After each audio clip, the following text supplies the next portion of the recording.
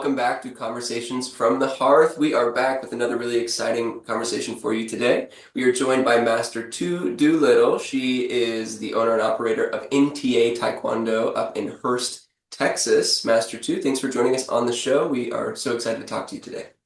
Well, thank you for inviting me. It's my pleasure to Yes, ma'am. be. Yes, ma'am. I think I met you up in Chicago at one of the masters seminars originally, and we've kind of been Mm-hmm, in hmm some of the same circles for a little while. But I was really inspired the other day when I saw you put out a video of your story coming to America and getting involved in the martial arts, and I thought it was a story that would be inspirational to our students and our viewers. And so I thought we could begin our conversation today by talking about um, that experience coming to America and also getting involved in the martial arts and how that martial arts journey has kind of inspired you to live your life. Okay, awesome. I was born and raised in Vietnam back in I there was a Vietnam War, right? That Mhm. was before you guys were born, maybe. 75. Yes. And They were, and I was one of the refugee in the Vietnam War. I'm a byproduct of that. And there were there was an exodus. Yesterday, no, the 30th, April 30th, was it 31st, 1975? There was a mass exodus. That's a fall Saigon, back then. And my parents were fishermen. They're shrimper, just like people down in Biloxi. And they were fortunate to have relatives that has a shrimping boat Hmm. that we were able to leave.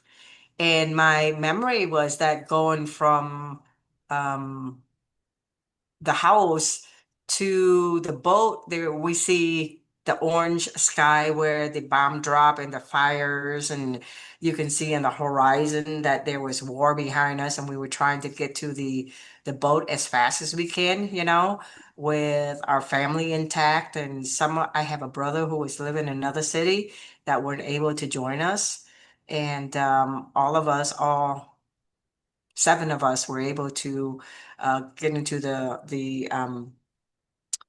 that shrimp boat and go. Now, we don't know where to go. We just head out to sea in the South China Sea, Can I jump in here? How old were you, ma'am? That's an I was incredible 11 year story. old. You I were, was that's 10, a, 10, 10, wow. 11 year old. Yeah. Wow. Yeah. That's Yeah. crazy. Just imagine that. If you have children at that age, could you Right. imagine Yeah. Right. that they're doing that? Yep. Yeah. And so we head out to the sea. I don't think I was 11. We're just heading out, and I don't know what's out there. And we just go, and probably my parents and my brothers and relatives, they use the radio and they hear there's this Navy ship out X mile, and just go headed that way. I Hmm. don't know that for a fact, but I'm sure I assume that's the fact, that's where it is. And so we were out there, and we go into the location where the Navy ship was there, and then all the other fishing boat lining side by side tied together, and we were jumping from one shrimp boat to another shrimp boat, and it was going through the wave like that. If you see some of the images that I posted, that was like that. Yeah. So many people were trying to get onto that ship, and the U.S. Navy brought people up by the cargo net, Mm-hmm. and they would climb into that and cling into, and they were just hauling from the ship boat to the onto the deck. And then there were many people climbing. They throw down the rope ladder, and we would climb onto that rope ladder. Half of my family, my older brothers and sister, and my dad were already onto the ship already, and there was like my mom and my baby sister, my sister, and my younger sister, who 3 years younger than me, were down below. Just imagine your family split, Oh, so you Yeah. sad. know? Yes, Oh ma'am. my Yeah. God. So it's like they were on a ship and yelling and calling us out to climb, climb, and we were like trying to. I was climbing up there. I wasn't climbing in front. I was climbing to the side, putting my toe onto the loop and climbing up like that, you know. Wow. The side of the ladder. Yeah, side of the ladder, the rope Hmm. ladder. And Were then you my terrified that mom. you're gonna fall off and go into the churning ocean? I mean, that must have been scary. It is scary. There are many people who fall off, and there are many people who crush between jumping from one boat to another, slip and fall, because imagine the deck, of the shrimp boat is very slippery, and you missed your step and you fell. And then one of my aunt sister fell through and got crushed between the Hmm. boat. Oh my. Yeah. So, and I was lucky, and my family were lucky enough to be able to be on the U.S. Navy ship. I don't remember the name of the ship, but I know it's a Navy ship, you know. And there are many people. I remember there were many people that living or staying in the lower deck where all the cargo and everything down there in the bottom. And I believe we were on deck, and there is like big coil of rope, and we were staying in that inside of Hmm. the rope, and with a blanket, the navy blanket, the tarp put over to shield from water spray and stuff Oh, like that. And gosh, right. Because you're in the middle of the Gosh. ocean. Yes, ma'am. yep. Oh, And that is our, as far as I remember. And then I think Guam is not that far. It's beyond Philippines. So we travel by the Philippines, Manila, and then just go toward Guam, and that's where we landed and get our paper registered. And also we stay in a tent. There was a military tent on the outside that we stayed on a bunk bed. I'm not sure how many family in that big, huge tent, but old camping ground. Yeah. Uh, Wow. Wow. And you eventually made your way to the US, and what was that experience like? I mean, you couldn't speak English, I assume. no, I didn't speak any English at all. It's kind of funny that I was meant to come to the United States. It's because I had a missed opportunity. One of my brother and I had a missed opportunity being adopted. One time from a captain, we were in the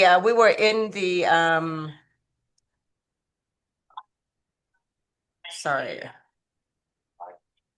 It's all right. My brother and I was in an orphanage during the Vietnam War, Mm. and my dad was a military personnel, and my mom was trying to make ends meet, and she was a vendor. So we were put in the orphanage, and one of the army captain wanted to adopt my brother and I, and couldn't do it. And hmm. then that was the first time they were trying to adopt us.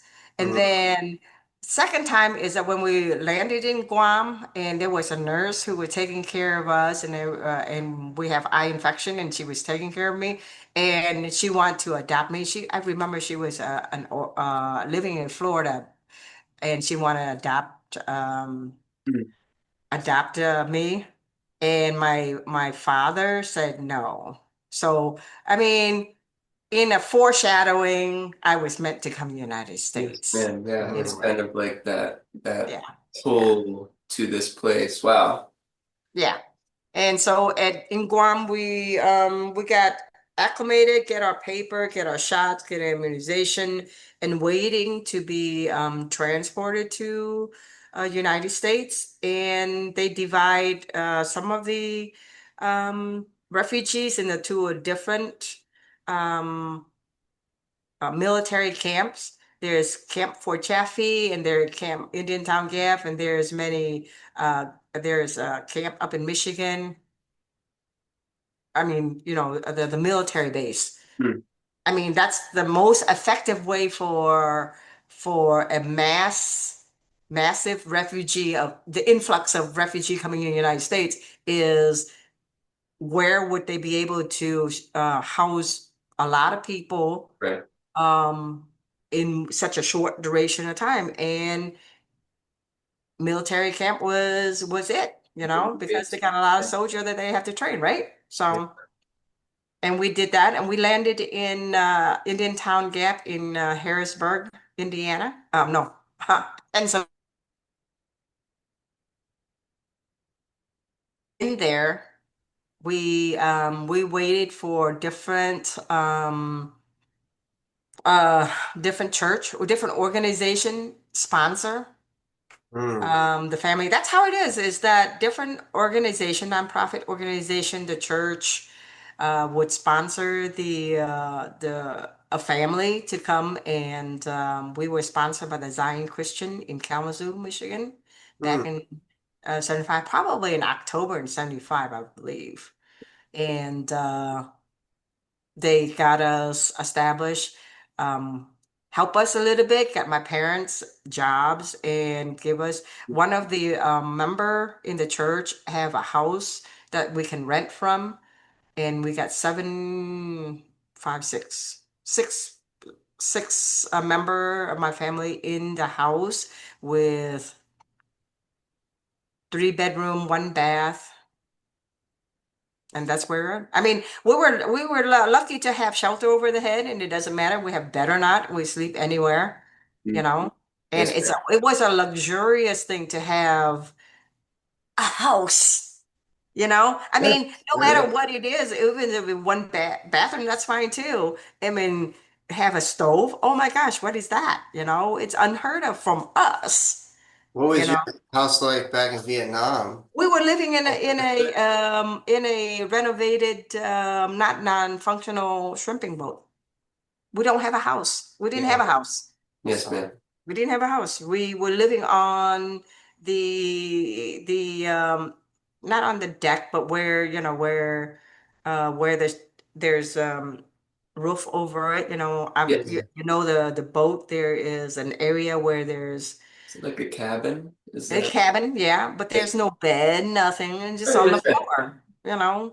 The whole family sleep on the mat, straw mats with bed. And the stove, well, we have a stove. It's a little camping clay pot that we put woods in, and pots and pans. Where do we wash? We wash our clothes in the river or on the Mm. ocean side. And where do we hang? We don't have dryers. What's a dryer? Hang it Mm. onto the line and let air dry. And refrigerator, come on. Yeah, You yes, know, okay, car, 2 feet, bicycle, you Yeah. know. Not to jump in on your story, it's amazing, and I want to keep hearing it. When I was young, my dad was a doctor who traveled around to like third world countries and tried to help local villages out with like schistosomiasis and malaria and easily curable diseases, but no one had any money for them.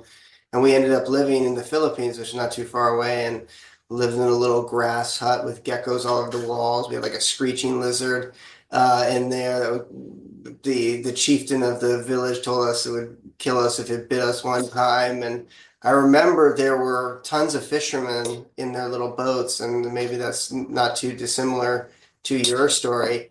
And I remember playing on the beach, and a typhoon came in, and all the Mhm. fishermen are like, going out. And I'm like, well, it doesn't seem right. And that must have been kind of scary being on a boat, because the sea is a dangerous place. Do you have any scary stories being on that boat? Or is it so far in the Uh, past it's hard to remember? well, I remember that I was seasick. I was bending over and losing whatever that I didn't have. Yeah. You know. But as far as that much, because it's such a traumatic experience, hmm to fight our brain to fight to survive, we block a lot of stuff out. I don't remember a lot of that. Yeah, You that know, must have been a really 11-year-old.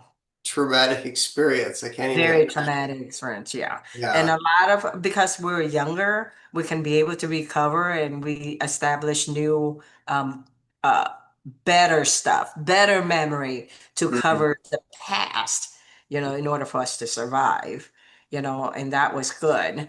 Um, One of the when things we you were late, One I'm of the things sorry. you said in your video that I was watching was just a striking difference in poverty between, a place like Vietnam and the US. And I think that is something that is really important for people to realize, like just how challenging it must have been for your family to come here in the very beginning and for you to get off the ground so you have your own martial arts school. I mean, I want to hear this story. This is incredible to me Yeah, yeah. because I know what it takes to run a martial arts school, and it's not an easy business. And for you to get to that level, it must be an incredible story.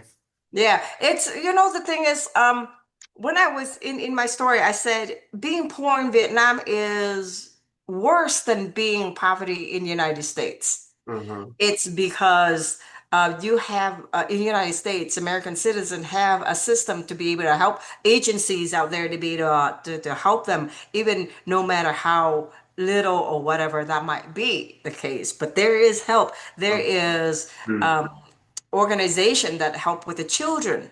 There are food stamps, organization that give you voucher and subsidies to go and buy food, right? And there's housing too, right? And so there's a lot of organization that help the family who's in poverty to live day to day. But for us in Vietnam, when we're in poverty, it's like children have to go out the street to sell food. Hmm. Okay. And back then we went out and it's like meal to meal. We would find any sorts of resource to sell. We were an entrepreneur back then. Hmm. Mhm. Okay. Like we would go to the battlefield where the war is already gone, and we would collect bullet heads Oh my God. because bullet heads are have lead in it, right? Mhm. Hmm. And we would take that and my relatives and a lot of people would melt it down to sell it to the fishermen for sinker. Oh my goodness. Mhm. That's That's a crazy. resources right there.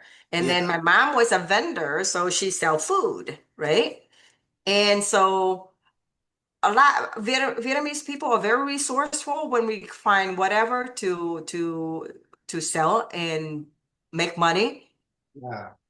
to feed the family. Yes. Right? And because of that, there's a lot when we come to the United States, there are a lot of people, you see a lot of successful Vietnamese people who are very, very successful entrepreneurs. I mean, they nail salon were started by Vietnamese. Yes, ma'am. Yes, ma'am. I think you've cornered that Okay. market. And Um, then so in I mean we when we came to the United States we were in a poverty level because of the English language barrier, but the minimum wage was back then was what? $1 when I turned 16 it was 2.30. Okay. But before I turned 16, 5 years before that, maybe it was $2, $1 something, right? For minimum wage. Just think about that. Minimum wage was $1 something.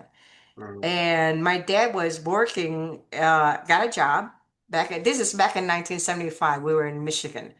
Um, one of the church member owned a packaging business, corrugate packaging business. mm, So that got him a job. So mm, what does he do? He just, monkey see, monkey do, you do, I follow. mm. Basically that's what it is. And that was his only job. Well, that's one of his major job, but that wasn't enough to feed the grown family. Our family grown from, let me see, uh, mom and dad, Huynh, Twit, Lan, Tuan, me, sister, two younger brother. There were like 9 of us back then. Yes, Oh, ma'am. back when we come to the United States, as the picture, I was the girls in a white dress in that picture in my profile in my Facebook post, and we were in a poverty, but my dad worked in the factory and my mom worked also, and then also they work as they get acclimated and network with the Vietnamese in Kalamazoo. So now somebody working in the greenhouse, hey, we're gonna go to the greenhouse and doing all those seedlings, and the more seedlings you planted, separated, and they get paid by them by the tray. So it could be $1 a tray or 75 cents a tray, I don't remember. But the more trays you accomplish, the more you're gonna make money. Hmm. And if your tray or your seedling die, you don't get paid, right? They would work, my dad would work 40 hours a week in the factory, and then he in a weekend he go to the greenhouse and work. And this is from January up to February, March, right there in Kalamazoo, Vicksburg, Kalamazoo area. And then in the other season, they would go and pick strawberries. We work out in the field. I work out in the field back in 75 at the age of 11, picking strawberries, cucumbers, to make ends meet. Um, all the whole family went out to field, Hmm. you know.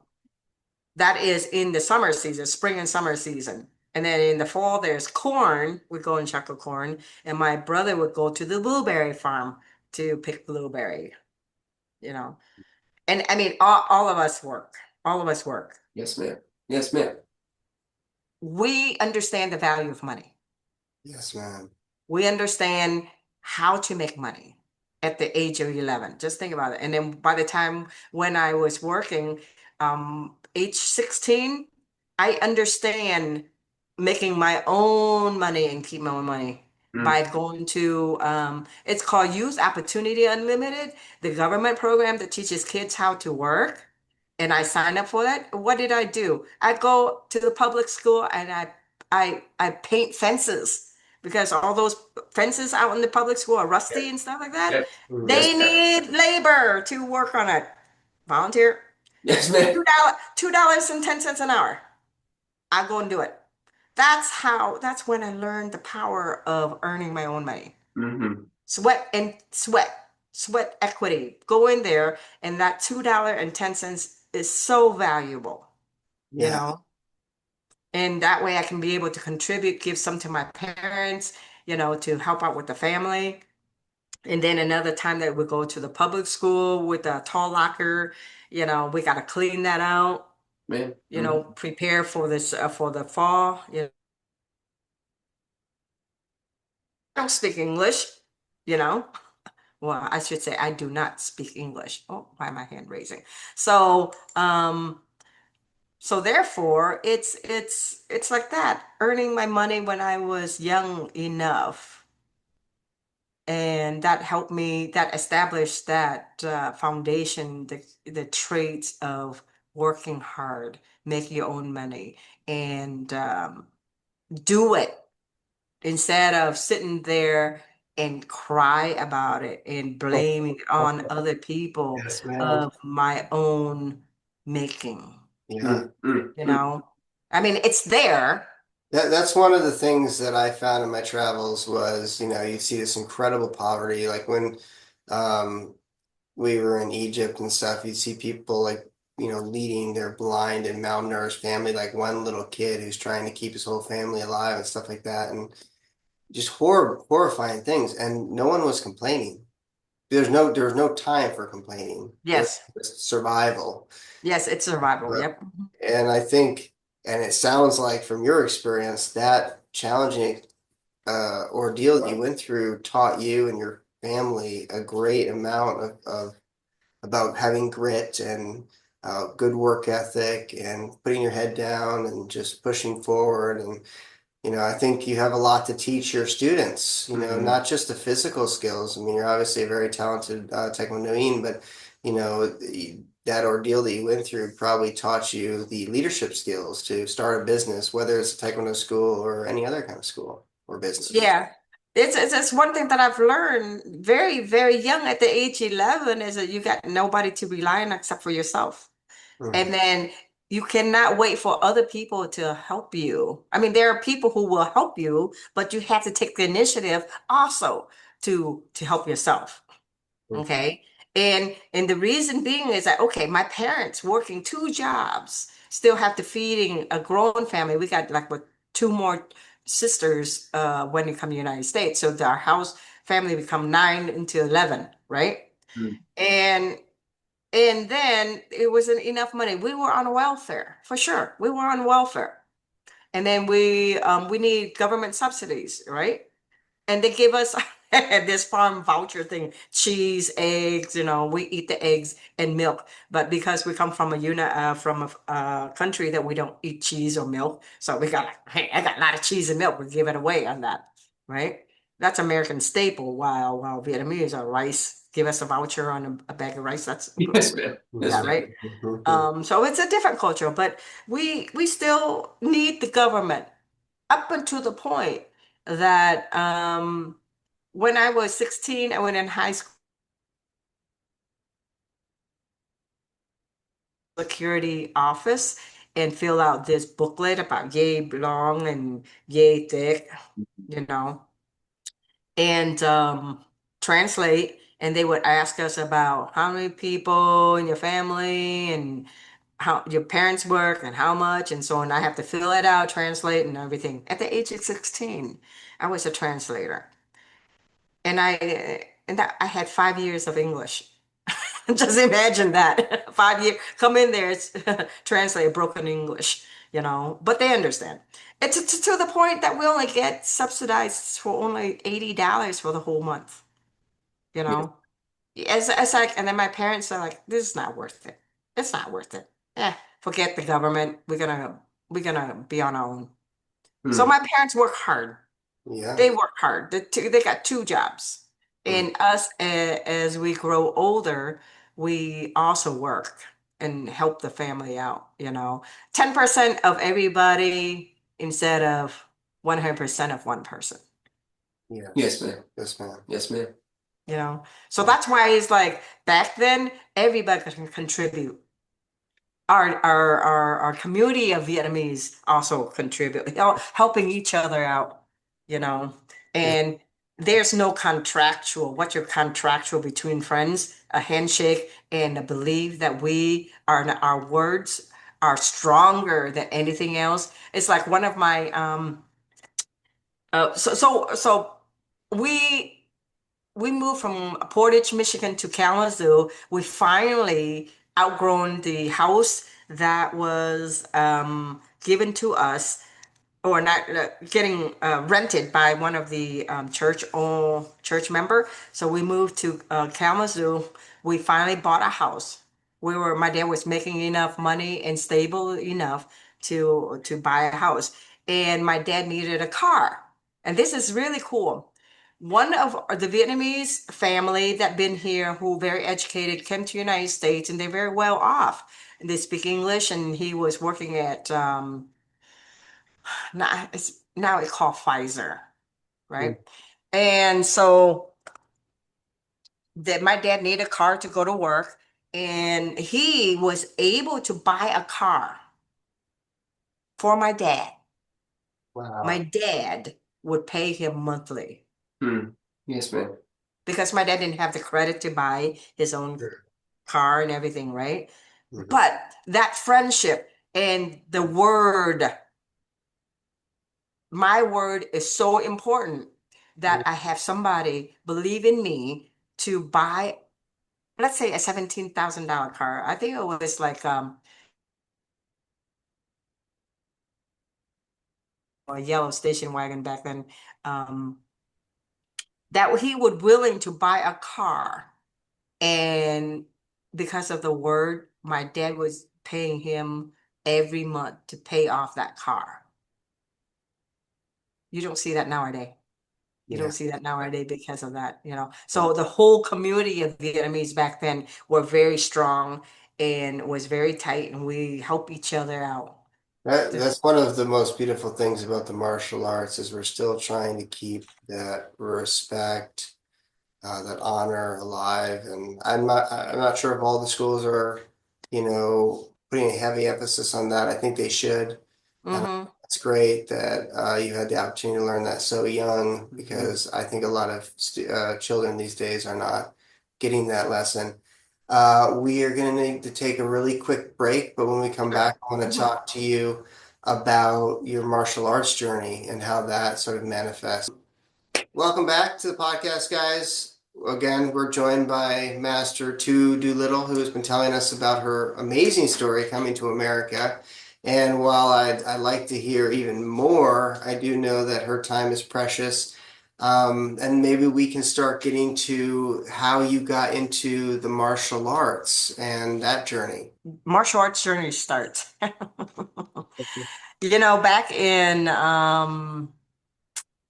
eh, in 75. Okay. So, back in Vietnam, we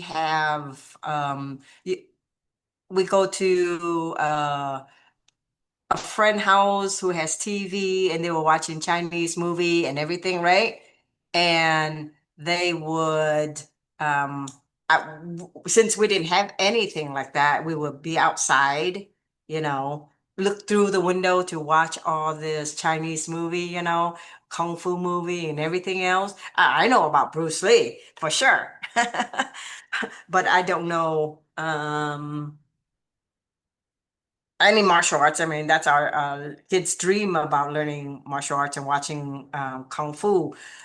It was a lot of Chinese, co- movie back then. So my very first movie that I saw back in Guam when we got transport to Guam, and it was a dine-in theater, big screen outside, you know, and the very first movie was Enter the Dragon with Bruce Lee. Oh, a classic. Oh, it was awesome. Everybody showed up and watched that, and so that was awesome. So when we go back to Michigan, we land in Michigan, and I want to emphasize on my parents that they came from a very poor um, background, even come to the United States, and they didn't have any education. And my mom was my mom family was a very highly educated family. He was a village mayor or something. My grandfather, on my maternal side in Vietnam, North Vietnam, he was a mayor of something in some village somewhere. And then so my mom's side of the family were educated, but she didn't finish elementary school when they migrated down to when the communists took over the North, Mhm. and everybody of the North Vietnamese traveled down to the southern, you know, that 1950s era. Okay. And so my mom emphasized to all the kids, college, go to school, finish your school, and go to college. It's really important.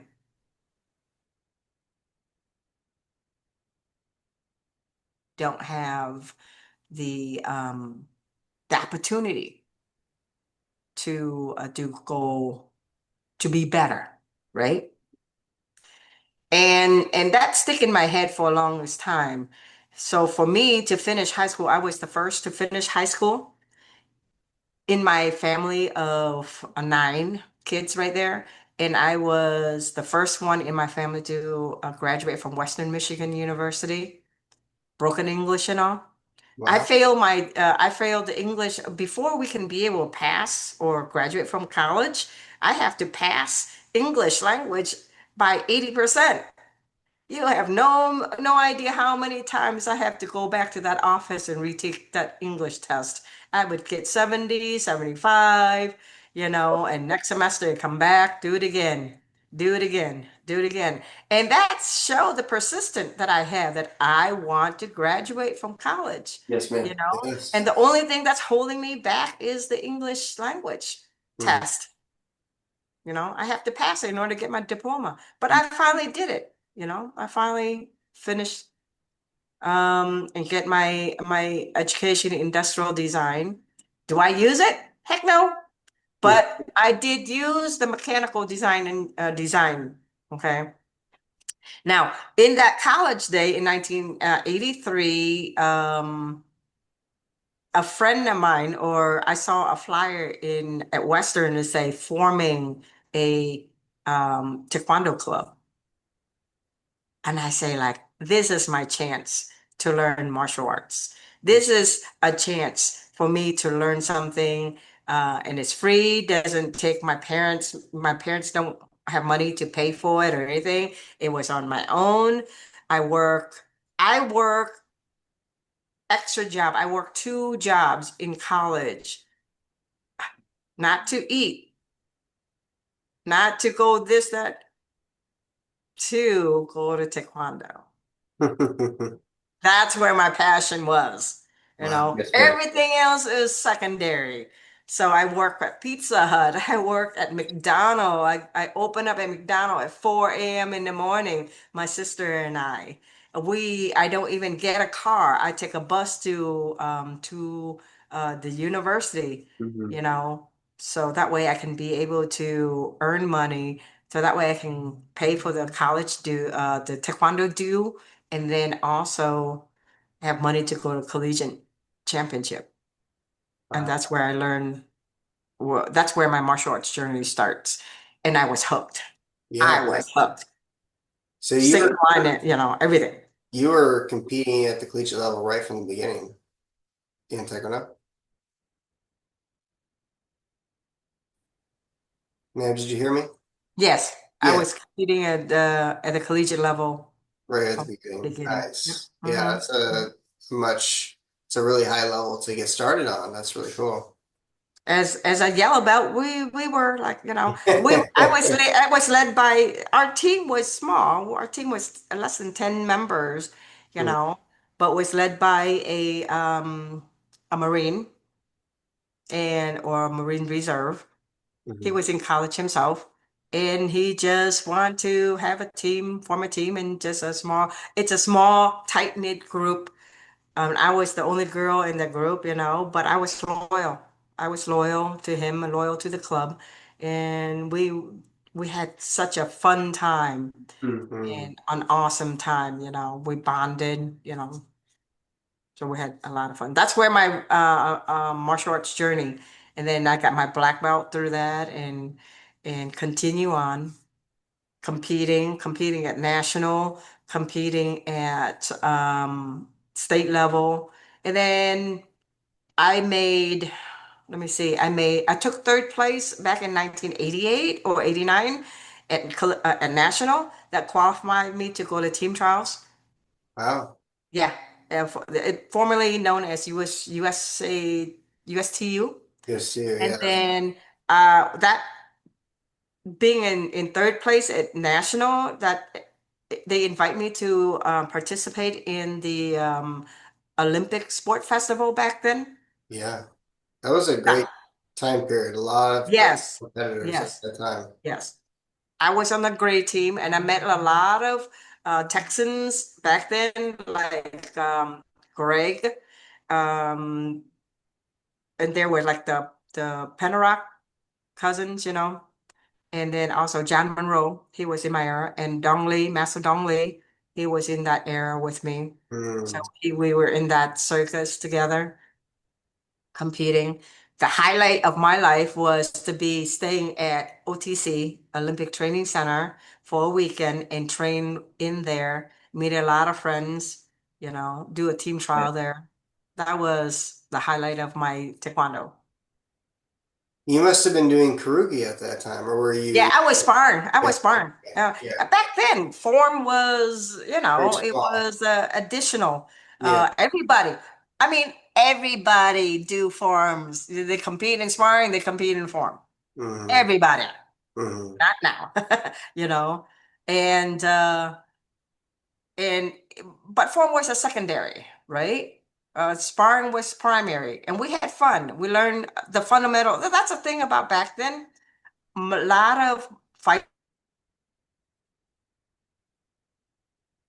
We got trained to learn how to do form correctly and how to spar. Mhm. And but it wasn't like now where they're like you have a choice of fight or pumse, It's spar or pumse. really So specialized, you know. majority of masters like me Hmm. who pumse master right now derive from being a fighter first and foremost. So that's why I was able to offer two programs, sparring and form at the same time in my school. Yes, ma'am. Yeah, yeah. It's important to have both of those skills. I think they round you out well. Because the form will complement the fighting, the stability, the flexibility, the balance that needed it for sparring. Yeah. So I lived in Korea for a while, and when I was over there, I got to train at like Hangul Chede and Vision Day and Jeonju Day and a bunch of Uh-huh. different teams, and got to see how different it is here versus over there. And here generally most schools teach everything. They teach the forms and the sparring. I think that's kind of what made America great with the idea of just kind of mixing ideas together and more wholesome, everything kind of together. But in Korea, it's definitely become very specialized, and you have like the Shibum, dons, and then you have, the Kurugi players and the Mm-hmm. Mm-hmm. Umse players, and they don't even train with each other. Like they Yeah. have their Yeah. own little camps and they have their own specialized instructors, and um, I mean, they're doing things at very high levels, but like I kind of am in line with you. I think all of those skills are useful and fun and great to develop as a well-rounded martial artist. Mm-hmm. Mm-hmm. Hmm. So that's how I started in my martial arts was back in 1983. And I continue doing it. I was so like martial art was it because once I got married in the year 2000 and we moved to Indiana, Yeah. southern part of Indiana. That's like cross over to Kentucky Mm. when they say eyes. Eyes is not eyes, it's ice. Uh, so I thought it's like we went camping one time and then we met a couple and said, "Hey, I'm going to get some eyes." I said, "They're going to go get some eyes?" Oh, you mean ice? Yes, ma'am. Yes, ma'am. So that was Kentucky, Henderson, Kentucky, and then Evansville, Indiana.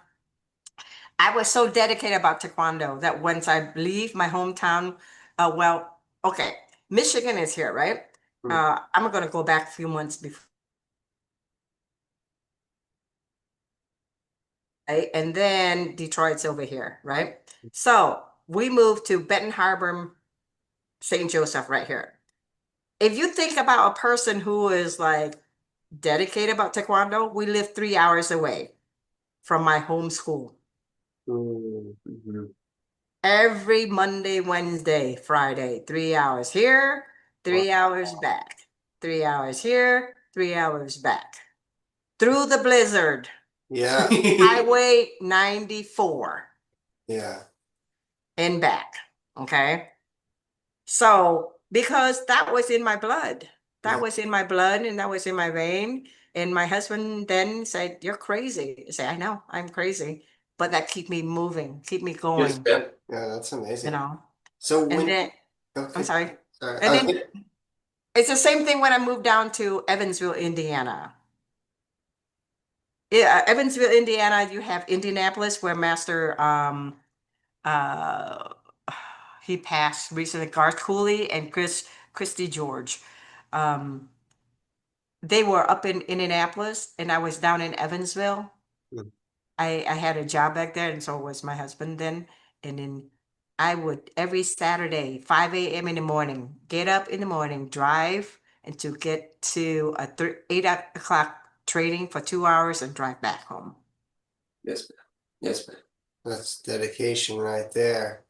Sometimes we have students and they complain they have to drive 10, 15 minutes to get to our academy. It's like, Can't even imagine 3 hours, but that's why you became the champion.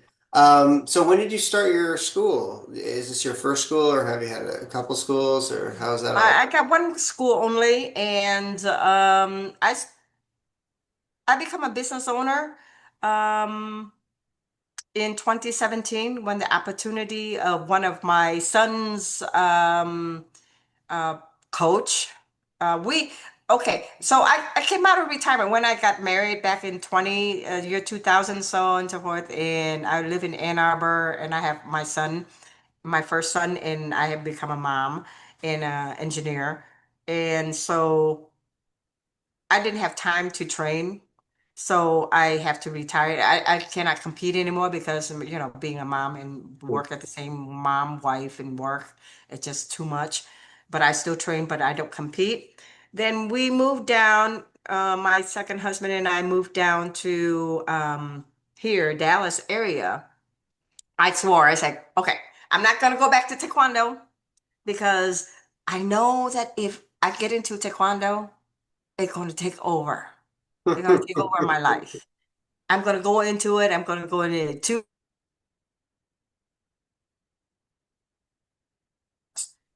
So, I introduced my son to Master Cha here in Capel because I want him to start my oldest son to start Taekwondo just like the way I did, give him the opportunity that I never have when I was younger. Yeah. So, but then he said, Master Cha, do you know my mom used to fight? My mom used to do Taekwondo. And he started Yes, ma'am. reel Yes, me ma'am. in. And then I say, okay, I'm here. I'm just gonna watch. I'm not gonna do anything else. And then he talked to me, and I did kind of like check him out. And I said, like, okay, is he what he say he is? So I check his name out and check his record on back then was Google or Yahoo back then, 2007. And I say, yep, he's in the same organization, same type of sports that I train in. Okay, good. And then he has a bronze medal at World Championship. Okay, that's even better. So he knows what he's doing, right? So I started coming in and say, okay, we're gonna start Tuesday and Thursday just to get your feet wet again, get your timing back in, acclimated, at the age of 43. I come back and I say, okay, oh my gosh, the fire started over again, Yeah. It's starting to build and lit, and then boom, I was on fire. So Yeah. I start competing. Now, I gotta say, Master Chai is a great coach. He Mm, taught me how to fight. I know how to fight back then, but I was an unorthodox fighter because I didn't have mm, a proper training because there's certain skill to fight, offense, defense, and it's like a chess game. I haven't learned the strategy back then. mm, I just go and fight. Okay, yeah. Mhm, hopefully get something. And then he taught me the protocol, the step, and everything else. And then we went to just him and I go to our first U.S. Open back in 2008 or so. Uh, yeah, I come back into Taekwondo, get out of my retirement 2007, then compete again 2008, and so on and so forth. And and then Poomsae wave come in back in 2008, 9, 10. And then I had an injury on my right knee. MCL is starting to inflame because of constant kicking. And then when it come to adjust, mm, you know, Just was the very first electronic Hogu, and it was hard, but a short whatever, and the height difference to be able to kick, mm, and reach and get points for a short person to fight tall people in an ultra division. That is so difficult, and on compounded with my knee, yeah. that is just like I have an avenue out. I still am going to compete, but in a different type Yeah. of sport. That's a sport Yeah. poom. So I told Master Cha, I say, I'm gonna hang up my Hogu. I'm gonna go concentrate on Pumse, know as much as I can. So once I get into something and I want to study it, I am all in about that. Yes, So ma'am. I'm really into Pumse. I learn about it, get my IR, and become the best as I can in Pumse. Yeah. Now, that will lead to your question is that at the age of 50 something with a veteran fighting, sparring competition is not going to get me anywhere. Pumse will, but I'm still working as an engineer back then, as a mechanical design engineer contracting for Lockheed Martin, designing anti-missiles, tank and everything. And I was thinking, when I turn 60, what am I going to do? Mm-hmm. Right? Like now. Mm-hmm. What am I going to do? I'm going to be outsourced or I'm going to be kicked out or being ushered out by younger people or being forced out by younger people, younger engineer, Mm. quicker, smarter, faster in their thinking, and so on and so forth. And I'm not going to be able to go to a management position or anything, you know. Being an engineer is supplement working as an engineering design to supplement my taekwondo. Mm-hmm. It's not the other way around. Mm-hmm. Because my main goal is in taekwondo, Yes, ma'am. my passion. Yeah. That's what I'm living for, right? So there was an opportunity. My coach, my son's coach, private lesson coach, owned a school in Colleyville, NTA Colleyville. He wanted to go into the corporate. He'd been a school owner since out of high school. So now he want to go into corporate while I am exiting corporate when we want to become a business owner. Mm. I always wanted to become a business owner. I wanted to teach. So we trade. I bought his school in 2017. And I was working for 2 years. I was working as an engineer, design engineer, burning one end of the candle and then working to establish everything at the other end of the candle. I was burning both end of the candle for 2 years.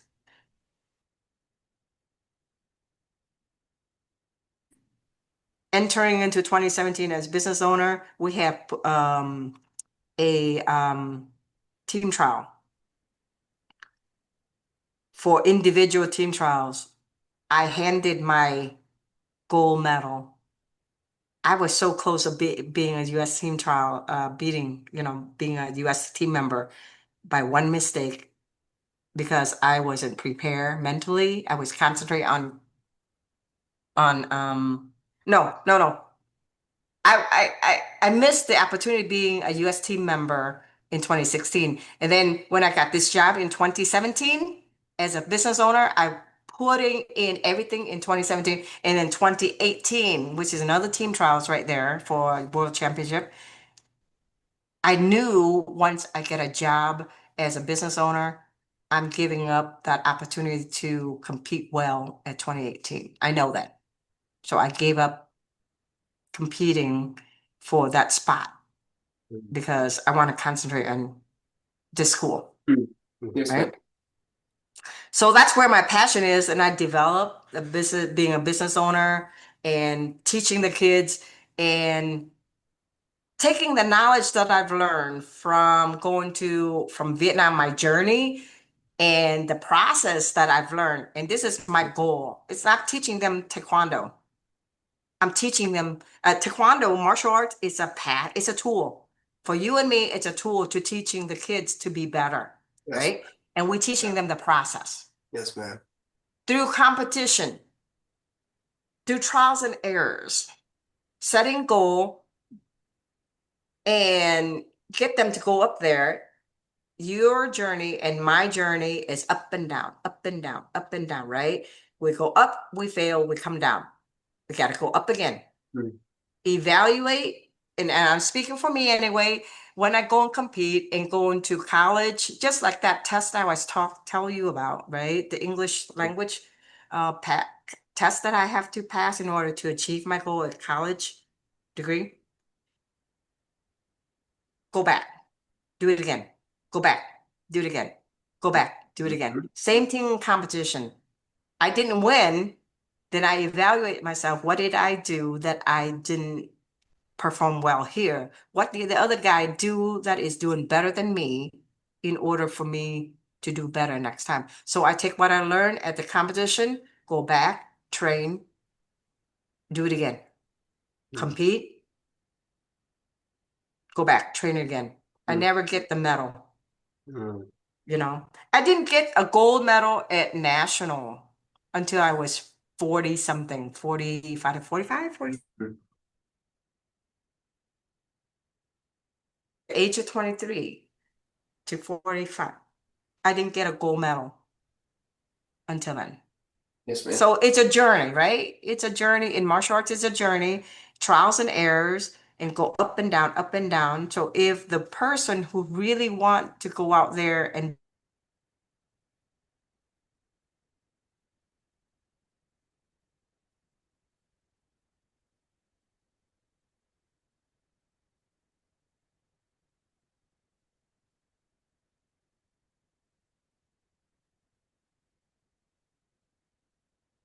Okay, man.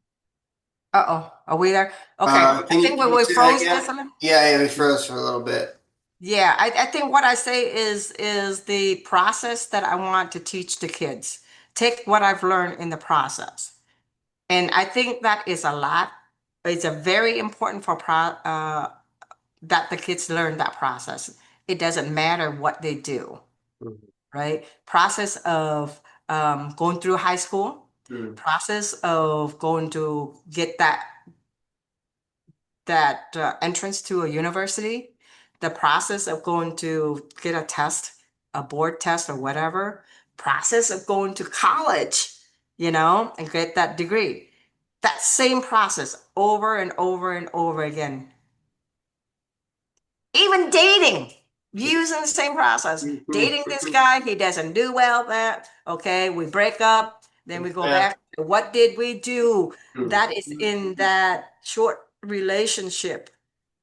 yeah. What am I going to learn from that person? How am I going to be better for the next person?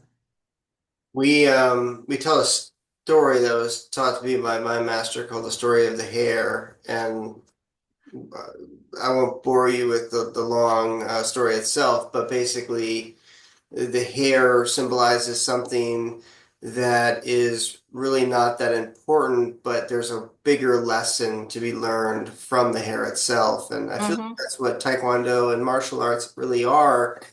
They're a they convey a much deeper message, which is those leadership life skills. You know, when you come to class late and you have to do 10 push-ups, you teach uh, to be the student to be punctual and to be Mm-hmm. responsible. You Mm-hmm. know, when you pick yourself up off the mat despite your fatigue and say yes, sir, you teach yourself to have indomitable spirit. When you punch the same place again and again with perfection, you teach yourself to have focus. And these are the greater skills that we take off the mats than just the ability to kick and punch, I feel like.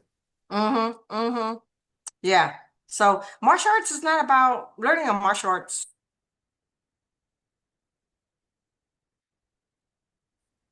right? Yeah, yes, ma'am. It's about to be it's it's other stuff that they're not aware of. Yes, Martial arts is just a tool. it is. Okay. But we have to teach them the process. And I'm very structured. And because what I learned in engineering, I take that and apply to teaching and also in my running the business. It's a process base, it's a systematic base, system base, you Yeah, know. yes, ma'am. And so, and then also another thing that I've learned about teaching nowadays is that the kids nowadays is not the same as the kids when we were a kid. Mm, We're totally different type of kids. yes, I think that's true. In fact, I think that is a big topic, and we would love to talk to you about that maybe on another podcast. I know your time Mhm. is valuable, and Mhm. we've gone for quite a while. I've really enjoyed this conversation, Master Doolittle. I feel like you have a ton to offer the your students and the industry as a whole. You have a very unique perspective, coming from that kind of traumatic background of growing up in Vietnam and then coming to America. You seem to learn some real grit and determination that is really needed, I think, especially these days, especially in America. And so I'm honored to have you on our show and to get to talk to you, and it's inspiring your passion for the martial arts. Thank you so much for coming on. Yes, sir. Well, thank you very much. And just one word of what I want to share with other people out there is that, or the children out there that's watching, that set a goal Mm-hmm. and go and do it, go get it, and don't let you wouldn't have a negative sayer. They will be there, but make them to be your best friend because I'm going to prove you wrong. Okay. Yes, And then you will not succeed the first time you try. You're not going to succeed the second time or the third time or the fourth time. But the main important thing is get up, do it again, improved on understand what your mistakes were, learn from it, accept it, and move on. Build upon that and go forward. Go to the next level. yeah, Yes, ma'am. Improve on that. That's what we need to do. And the kids have to learn that. And just don't say, I failed. I didn't win. Therefore, I'm done. I quit. yeah. Sometimes giving, and I mean no disrespect by this term, but a participation trophy to somebody, instead of maybe having them not pass, is missing out on a really important opportunity for them to learn the life lesson that you learned, which is to pick yourself up by the bootstraps and do it again, and workshop it and do it again and just keep coming back. I think if you have that mindset, you're going to be successful in anything you do, whether it's taekwondo or something else. Yes, sir. Yes, sir. Thank you for having me here today. Thanks so much for coming on. Yep. If you enjoyed that podcast, please consider liking and subscribing to our YouTube channel, as well as hitting the notification bell. We offer in-person, group, and private lessons at our facility in Kyle, Texas, as well as virtual lessons anywhere in the world. If you'd like to learn more about our programs, you can find us online at risingphoenixtkd.com.